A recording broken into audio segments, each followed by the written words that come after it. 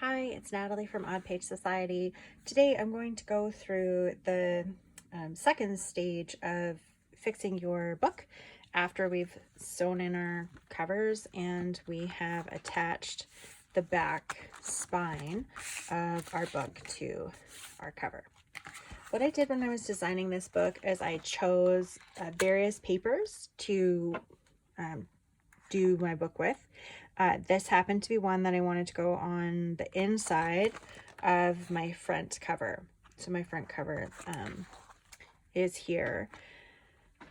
I have a video on how to construct this portion. There are 4 pockets and each inner pocket has some stamping done on it. If you want to, I will link the video for this in the description. When I was making this, I have put in some magnets for a magnetic closure. And I don't know if you can see that. What happened with this page, because there's so many pieces of paper and so much layering, there are like these gaps, which I didn't like the look of when I had it just plainly here. So I've added this washi tape, which I am thinking I'm going to fold over the front cover. I checked to see if I liked it or not. When I embossed this cover, there was this little line that was created, and I'm now thinking that the washi tape, when it flips over, it'll kind of snug in there really nicely. Okay, so this has the 4 pockets, 2 on the top, 1 in the middle, 1 on the bottom. They're all independent of each other. And then I've decided to make a 5th pocket on the back. So I've done double-sided tape, which is 1/8 of an inch. It's my preferred width when I'm working with pockets because it takes up the least amount of space. And I prefer to do double-sided tape because if I'm using liquid adhesive, what I find happens is the adhesive kind of bleeds into the center and then you get a smaller pocket than what you were initially wanting. So I've measured this up and everything is where I want it to be with the double-sided tape. Once it's down, it's down. So before you kind of press anything down, you want to make sure that you're lining it up where you want it to be. This washi tape is making it a little bit tricky. Before I put the cover papers on, because I knew that there was going to be this overlapping gap up there, what I did was I took a gold deco pen. This is what it is. It's a deco color pen. I got this one from Hobby Lobby, but I also got another one, I think, from Spellbinders at one point. So they're available just at a regular kind of stationery store if you have a Michael's near you. They're great. And I did all of the gold accenting with that. So this now is covered. I make sure when I'm putting my front covers on, like my inner covers on, that I'm not butting this up too closely, especially if it's high to the corner of your page, because then you're going to get some major binding. And what you'll find will happen is your book cover won't close properly. That's actually it sitting okay. It'll relax a little bit as I go. And then now I can fold this over. Now washi tape is a low-tack tape, and if I leave it like this, it will peel off and it won't stick. The nice thing about it is that if I leave it, it'll peel off and it won't stick. One of the things that I like to look for first before fully committing, and I would say gluing it down would be fully committing, is whether or not I like it. So the benefit of this is, okay, that's flipped over. I actually do like it. I'll glue that down in my own time just because it's fairly easy to do.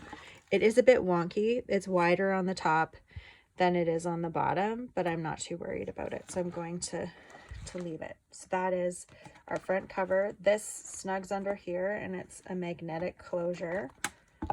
So it's all nice and tidy. It magnetizes very well.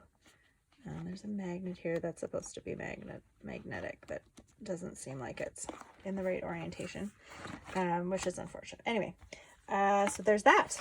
Okay, on the back here, what I did to make the cover is I used some washable paper that I then embossed with my Sizzix switch machine. And then I've done some coloring here, and I will do a video that's more specific to that. On our front cover, we have decoration, and I've done some stamping in the middle. On the back, because there's like this mirror image, it's the same embossing folder, I decided to make a window instead. Now this window is from the embossing folder. It's a part that isn't embossed, and what I did is I just took a craft knife and I cut it out, and then I took some of that pen, if you can see it, and added some detailing here when I did the cover. But that will be covered in the video about the actual cover. When I was choosing, that needs to be burnished down a bit better. When I was choosing papers for this, what I was looking at mostly was what I wanted to go in the window, and I quite liked the look of this paper juxtaposed with the cover. And I liked how this image, because it's not very symmetrical, works with the asymmetry of the window. And then the Tim Holtz paper line, if this comes from his pink palette line, and it's the 12 by 12 sheet. There are 10 images in each pack, but the double-sidedness is different for each. So I chose this particular one because I liked the back of this page. I forget what the other page is with it. I'm going to add this on. So because there is this window here, I can't make this a full pocket, whereas with this one, that's what I've done. So there's a full, like a full backing pocket there, which I can fit a card in if I want to. With this, we're unable to do that. I could, if I wanted to, make a top pocket, or I could make a narrow like side pocket, etc. If I was doing that, what I would suggest you do is you take some thinner double-sided adhesive tape and you outline where you want your pockets to be before you put your paper down, because we know where we want our paper to go. This one I've pre-cut. It's a little bit taller than this yellow sheet, and I know that I want it exactly kind of centered on my page, so that's not going to be a problem when I adhere that down. What I can then do is I can take some of this double-sided adhesive and go down the bottom, because I know, okay, so that can be one pocket. I will put some tape on the bottom here. If I'm being pretty creative, the other thing I can do is I can leave this open so that I could fit something from side to side. So I think I'll do that. I'm going to go up this way because I don't really want to do anything there. And then I can also go up this way here. And then that's another pocket. And then I can make one at the top as well here. So we're just kind of edging around our window. We'll go here with one. And then I could cover that, or I can make another little pocket, and you just make sure that the adhesive kind of butts up to the edge of your window here. Okay, so what I'm getting is 1, 2, 3, 4 additional pockets from the one solid sheet of paper that I'm doing. And because I'm probably going to want to know like how big these things are for when I go ahead to fill them, it's kind of nice to keep track of this before you hide them, and then you can just make notes like on a sticky note. This is my things to buy next month, because I'm doing a no buy in June, which after Simon Says Stamp released their new Tim Holtz coordinating dies, it's gonna be a hard month. Okay, so I'm just gonna say that's the top right pocket there. That's how wide it is. And then how deep is it? It's about 4 inches. So by 4 inches. And then this one is roughly like 1.25 inches, 1 1/4 by, it's like 6 inches by 6 is the left. And then this one is going to be a tiny pocket too. That's like 1, this is actually 1 1/8. This will be 1 1/4 by, it's probably 4 inches. 3.5, 3 1/2, and then that's the right middle. And then this one on the end here is, let's say 1 3/4 inch. That's going to be the bottom. 1 3/4. Okay, so then put it somewhere. And the other thing I keep forgetting to do when I write like little notes is I'm just going to say back pocket sizes. The nice thing is I'm filming a video, so I can always look back on the video too. So that's nice. I write notes for myself and then I don't actually label them, and I look at them later and I wonder what that's related to. What was I doing? It's unhelpful. So always remember to mark your stuff. Okay, you take your release paper off. If I was concerned about getting this down correctly, what I would do is I would line all of these guys up with liquid adhesive. As I've said before, if I choose to do that, then it's going to be down like forever. Another lesson I'm learning is if you have a pocket and then there's this paper here, see how you can kind of hear it, but there's a definite edge there. In order to get things to slide through smoothly, put down some Scotch tape. It just kind of eliminates the stickiness of that. And then it'll just, you'll be thankful. This one probably doesn't need it because it's a vertical pocket and I'm sticking stuff down and then kind of back. Like they'll go down in and then they'll go back up. They're not going side to side, so they won't actually be like hitting that angle. But the best time to do it is now, and it's just Scotch tape. So it's not like I'm talking about a great grand expense or anything. I am on the top here though, just gonna place that because it's clear over top of the top corner there.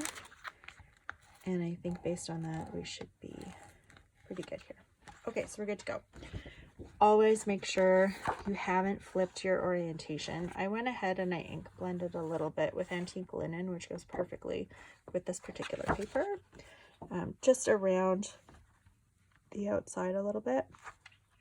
So I'm going to line this up, make sure it's where I want it to be. I'm pretty much flush with the bottom and the top the way that I cut the page. And then I can press down a little bit and check to make sure, ooh, no, not like that. So since I haven't really firmly put it down, usually you can get away with moving it. If you can't, that's where the undo comes in. And as long as the image is outside of the window, it doesn't matter to me too much. Like if this gets wrecked, I just care about the window part. Okay, let's try this again. So this adhesive might be a little bit too far over, to be honest. And it looks like it is, which means if I put it down, it's going to be really sticky, and I don't want it to be really sticky. So we can use our undo remover. I haven't done this on camera yet, so this works okay. All right, I take it. This is the little applicator.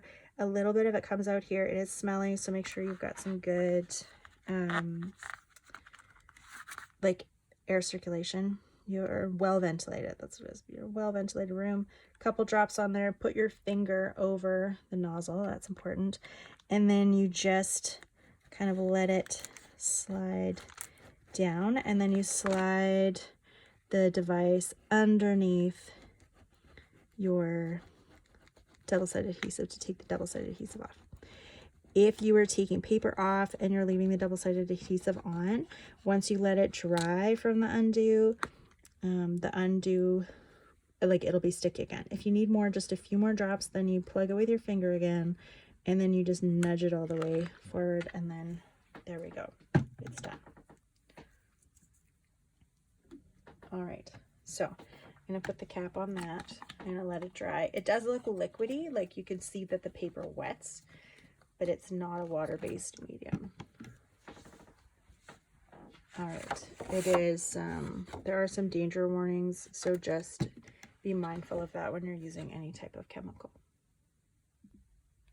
Okay, so these bottom pieces rolled back a little because they got wet, so I'm just gonna cut them a bit.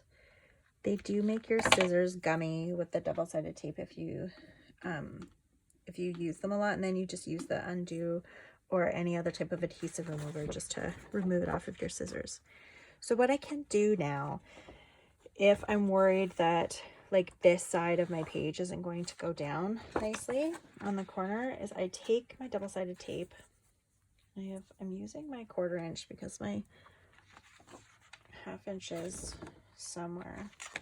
Making sure that I'm utilizing the correct side of the paper. I am just going to put a piece of tape down here, and I'm going to cut it like at the beginning of our pocket so that we still have that like flow through pocket at the bottom. Because it's a smaller tape, I find there are times where it will not lay straight. So if you've started, it'll go like a little bit wonky and then off the side of your page. So just be mindful of that when you're working with it. And take that off. Now I can be confident that this is going to be secure anywhere I want it to be there. And then I can line my page up in the meantime, side to side, top to bottom. If I'm a little bit tall on the top and the bottom, it's okay because I can just cut the paper. So there we go. Now I can check out to see how I like my back, whether I'm satisfied with it. Okay, I quite like it, and the orientation and how it's going. These guys, if I want them to be down, I can glue them down. I'm going to do some more on this back cover, which I will hopefully film for you, mostly because I'm dissatisfied with how that has turned out. And then here we are. Okay, so I'm planning on using this, but I think what I'll do is I'm going to continue thinking about it. I haven't decided if I want to hinge this open, maybe do some stamping on the back, maybe do some lines so you could do some journaling. You could use that as a journal page. If I want it to be like a top folding card, a side folding card, I might wait until I've put things in the pockets here, and I might actually make like little notches so that you have an awareness that that's a pocket. These two I just glued down because I did. Okay, so now we have our front and our back covered. We have our book basically constructed, and the only thing we need to finish off are the little details on the front cover and a bit of decorating on the signature on the inside. And I've had some ephemera fall out that I'm going to put back in, and then we'll be ready to do the big reveal and walkthrough. Thank you so much for your time and for joining me. I appreciate your support. I hope you found this helpful and interesting, and I look forward to you joining me next time. Have a good night. Bye-bye.